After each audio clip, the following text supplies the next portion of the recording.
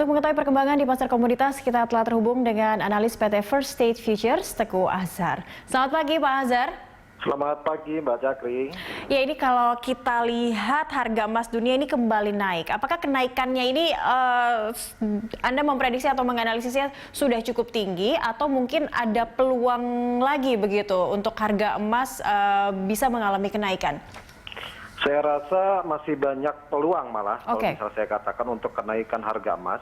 Karena menilai harga emas akan memang dikatakan untuk saat ini sangat sulit turun jauh dari nilai yang tercetak saat ini. Kalaupun ada penurunan, ia paling memprediksinya tak terlalu signifikan lah, atau penurunannya atau koreksinya tidak terlalu dalam. Jadi ada di kisaran berapa itu, Pak Azhar? Kenapa? Ada di kisaran berapa untuk kenaikan ataupun ada peluang penurunannya lagi? Kalau peluang malah justru kalau kita lihat dari kondisi fundamental pada saat ini yang terjadi di beberapa negara dan masih terjadinya COVID juga, COVID-19 ini malah ada kemungkinan naik bisa sampai ke level 1.800, malah prediksi sampai dengan ke 2.000. Baik. Kalau memang terjadi kondisi pada saat ini yang terjadi di Amerika juga adanya dan juga perang dagang yang dimulai lagi, ini akan bisa menguntungkan emas untuk melaju untuk naiknya lagi. Seperti itu. Baik. Jadi pergerakannya untuk emas sendiri masih cenderung terbuka untuk mengalami kenaikan, bahkan bisa menembus level 2.000 begitu ya?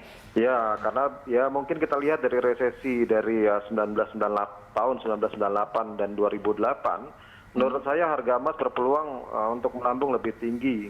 Itu karena ya bisa dengan analis dunia pun juga mengatakan bisa sampai Bank of Amerika juga bisa mengatakan sudah sampai dengan menuju ke 2.000 ya.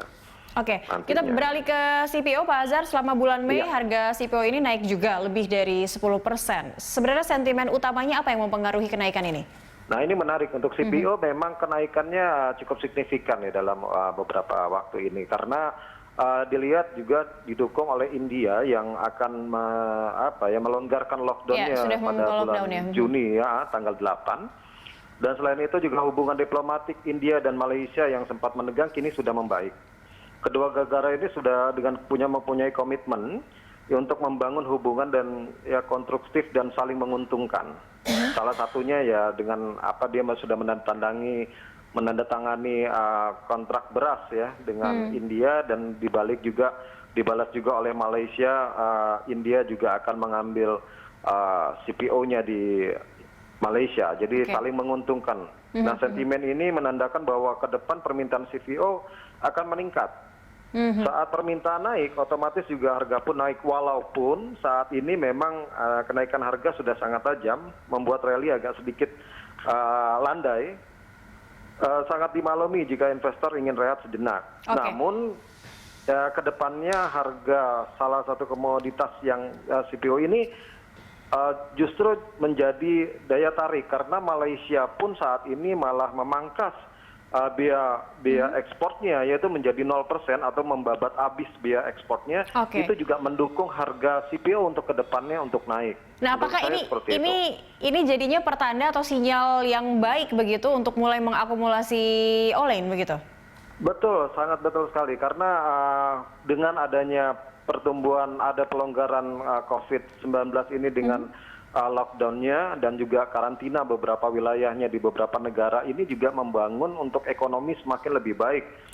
Dan juga untuk CPO-nya saya rasa untuk kedepannya pasti akan lebih baik untuk dilihat kemajuannya ya, seperti itu. Pak Azhar, ini banyak negara juga yang sudah mulai membuka perekonomian mereka, sudah mulai melakukan new normal begitu. Sejauh mana dampaknya ke bursa komoditas?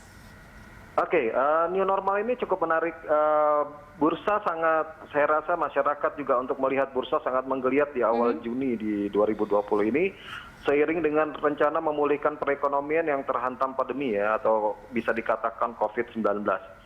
Saat investor mencermati optimisme pelonggaran ini, justru malah mereka melihat investor juga menimbang menjadi optimis terhadap apa perkembangan ekonomi ke depan, dan bursa itu adalah salah satu pendukung yang membuat mereka juga lebih yakin juga perekonomian ini akan lebih lebih baik lagi untuk ke depan.